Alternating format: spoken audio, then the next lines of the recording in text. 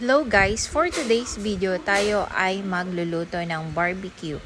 Ayan pala yung binili kong pork kay Manay Ana. So ayan, in-slice na po natin siya ng maninipis.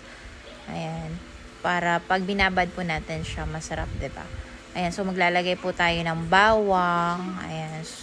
Ayan po, yan na po yung ating toyo na may oyster sauce, may calamansi, and may paminta, and may bawang. Ayan, yan yung pagbabara natin. And at the same time, kung gusto nyo po mapula yung barbecue, maglagay po kayo ng ketchup. Ayan. So, ilagyan po natin siya ng ketchup.